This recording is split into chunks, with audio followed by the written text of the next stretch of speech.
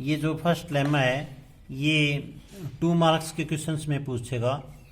If alpha X is a continuous function in on close interval A B and if ये इसमें given क्या है कि alpha X continuous function है domain A B पे, और कंडीशन क्या गिवन है दूसरी, इफ ए से B alpha X into H X और डी एक्स इक्वल टू 0, ये इंटीग्रेशन 0 है। दो कंडीशन होगी। फॉर ऑल एच एक्स, सारे के सारे ये सी ए बी का मतलब ये क्लास है ऑफ ऑल कंटिन्यूस फंक्शंस। कह रहा है कि एच फंक्शन यहाँ पर कौन से फंक्शन रख लो जो कंटिन्यूस फंक्शंस हैं, जितने भी कंटिन्यूस फंक्शंस हैं, एक्स है, वाई ना, साइन एक्स है, कोस एक्स है, जो इस इंटरवल के ऊपर हैं, ए बी इंटरवल के ऊपर कंटिन्यूस फंक्शंस हैं, वो सारे कंटिन्यूस फंक्शंस यहाँ रख लीजिए। तो such that H A H B 0 है, ये भी कंडीशन है। तो देन ये प्रूव करके दिखाना है कि अल्फा एक्स की वैल्यू 0 होगी इंटरवल के हर पॉइंट्स पे। तो यहाँ से लेके यहाँ तक की ये कंडीशन गिवन है और हमें ये प्रूव करके दिखाना है कि अल्फा एक्स 0 होगा इंटरवल के प्रत्येक पॉइंट पे। तो हम इस अल्फा एक्स को 0 प्रूव करने के लिए इस इंटरवल के प्रत्येक पॉइंट पे इससे अपोजिट मान लेते हैं। तो फॉर ऑल का उल्टा क्या होगा, नेगेशन। इस इंटरवल के अंदर एक पॉइंट एग्जिस्ट कर रहा होगा जिस पे ये मान लो कोई पॉइंट एग्जिस्ट कर रहा है सी, उस पे ये 0 नहीं होगा। तो 0 नहीं होगा तो अल्फा सी पॉइंट पे क्या होगा, या तो 0 से लेस देन होगा या 0 से ग्रेटर देन। तो यहाँ विदाउट लॉस ऑफ जनरलिटी मान लिया कि प्रूफ को प्रूव करने में कोई दिक्कत नहीं है, कोई हानि नहीं होगी यदि अल्फा की वैल्यू सी पॉइंट पे 0 से बड़ी मान ले। तो देन देयर एग्जिस्ट सम। अब ये बीएससी की बुक एडवांस कैलकुलस में थ्योरम थी, अगर कोई फंक्शन किसी पॉइंट पे पॉजिटिव है तो उस पॉइंट के नेबरहुड में भी पॉजिटिव रहेगा। मान लीजिए ये फंक्शन मान लो इस पॉइंट सी पे पॉजिटिव दे रहा है वैल्यू, फर्स्ट क्वाड्रेंट में है, तो फर्स्ट क्वाड्रेंट में तो ये अल्फा सी, इस कर्व का नाम है अल्फा है, तो इस पॉइंट के स्मॉल नेबरहुड में भी वैल्यू क्या रहेगी, पॉजिटिव रहेगी। तो देन देयर एग्जिस्ट एक स्मॉल नेबरहुड एग्जिस्ट करेगा सी पॉइंट का, और जो ये इंटरवल है ये किसके अंदर कंटेंट होगा, क्लोज इंटरवल ए बी के, सच दैट। तो सी पॉइंट के स्मॉल नेबरहुड में भी ये वैल्यू पॉजिटिव देगा। अगर नेगेटिव है तो सी पॉइंट के स्मॉल नेबरहुड में ये नेगेटिव वैल्यू देगा। डिफाइन एच फंक्शन हमने डिफाइन कर लिया किस तरह, x minus x1 into x2 minus x1।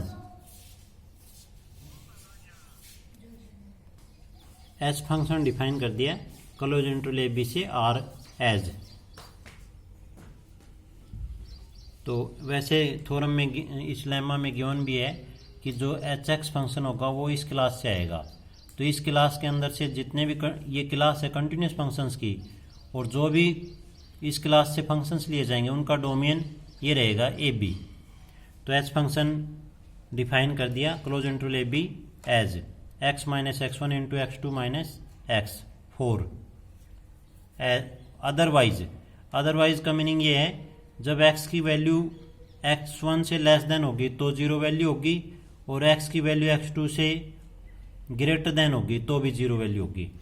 तो देन ये पोलोनोमियल फंक्शन है, पोलोनोमियल फंक्शन कंटिन्यूस होता है। तो यहाँ पर x ये यहाँ लिख सकते हैं दैट इज x1। तो यहाँ x2 पे जो लेफ्ट लिमिट होगी वो 0 होगी, और x1 पे राइट लिमिट क्या होगी, 0 होगी। तो ये अदरवाइज का ये मीनिंग हो सकता है कि x2 से लेस देन x2 या x2 से लेस देन पॉइंट यहाँ हो गए, तो दूसरे अदरवाइज इससे नेगेशन वाले में क्या आएंगे, x2 से आगे, तो यहाँ राइट लिमिट क्या होगी x2 पे 0, और यहाँ x1 या x1 से आगे के पॉइंट्स हैं तो इससे नेगेशन वाले क्या आएंगे, x1 से ग्रेटर देन, x1 से ग्रेटर देन तो इसमें चले गए, तो x1 से लेस देन रहेंगे। तो x1 जब यहाँ लेफ्ट लिमिट कितनी होगी x1 पे 0, तो यहाँ x1 पे राइट लिमिट कितनी है 0, x को जब x1 टेंड करेंगे तो इसलिए फंक्शन कंटिन्यूस हो गया। अब ए से B alpha X H X ये प्रूव करेंगे। तो अब हम इस इंटीग्रेशन को ब्रेक करके लिखेंगे ए से x1। तो ए से x1 में वैल्यू कितनी है, ए से x1, इसको ब्रेक करके लिखेंगे ए से x1, x1 से x2 और x2 से b। तो इसके बीच में जो वैल्यू है एच एक्स फंक्शन की ए से x1, x1 से लेस देन, x की वैल्यू कहाँ से कहाँ तक है, ए से x1 तक। तो जब जब x की वैल्यू a से x1 है तो जीरो वैल्यू एच एक्स की, तो ये जीरो वैल्यू हो जाएगी। और ये भी जब x की वैल्यू x2 से आगे है तो x की वैल्यू x2 से आगे है तो ये भी जीरो हो जाएगा।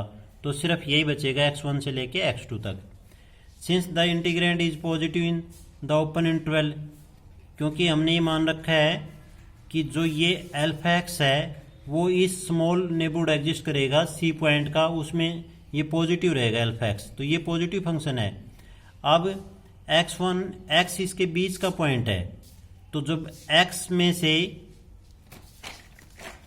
ये x1 है और ये x है और ये x2 है, तो x2 आगे बड़ी वैल्यू है, तो x बड़ी वैल्यू में छोटी वैल्यू घटाएंगे जब भी, चाहे पॉजिटिव या नेगेटिव हो। तो x में से x1 घटाएंगे पॉजिटिव, और फिर x2 में से x घटाएंगे, ये बड़ी वैल्यू है तो ये भी पॉजिटिव, तो ये भी पॉजिटिव, ये भी पॉजिटिव और ये पॉजिटिव। हमने मान ही रखा था कि इस नेबरहुड में ना सी पॉइंट का जो ये नेबरहुड लिया था इसमें पॉजिटिव है। तो इंटीग्रेंड फंक्शन ये होता है जो dx के साथ होता है, तो ये पॉजिटिव हो गया। तो अगर कोई फंक्शन पॉजिटिव है, मतलब कि पॉजिटिव है तो मतलब वो उसका जो ग्राफ है वो फर्स्ट क्वाड्रेंट में बनेगा। तो फिर फर्स्ट क्वाड्रेंट तो उस कर्व के अंडर जो एरिया होगा ये एरिया को रिप्रेजेंट करेगा इस कर्व के। तो जो पॉजिटिव फंक्शन है उस कर्व का जो एरिया होगा वो फिर हमेशा पॉजिटिव होगा। इंटीग्रेंड पॉजिटिव है तो फिर इसका एरिया क्या हो जाएगा, ग्रेटर देन हो जाएगा, विच इज ए कॉन्ट्राडिक्शन। क्यों, थ्योरम में तो ये दे रखा था कि ये है ना, ये वैल्यू इक्वल टू जीरो है, लेकिन हमने यहाँ पर ये दिखा दिया कि वैल्यू ग्रेटर देन है। तो ये वैल्यू ग्रेटर देन कैसे आई, हमने मान लिया कि जो अल्फा फंक्शन है ए बी इंटरवल के किसी भी पॉइंट पे जीरो नहीं है, तो वहाँ से ये कंट्राडिक्शन आया। तो this implies alpha X A B के किसी ना किसी पॉइंट पे जीरो होगा। अब कह रहा है कि जो अब लेम्मा है उसको हम ऐसे भी रिप्लेस कर सकते हैं, ये इस क्लास से भी। ये होती है nth टाइम डिफरेंशिएबल। जो डिफरेंशिएबल फंक्शन होंगे वो कंटिन्यूस तो होंगे क्योंकि एवरी डिफरेंशिएबल फंक्शन कंटिन्यूस होती है। तो ये क्लास है ऐसे फंक्शंस का जो nth टाइम डिफरेंशिएबल हो और जिनका डोमेन ये है। तो एज इट इज ऐसे भी डिफाइन कर सकते हैं।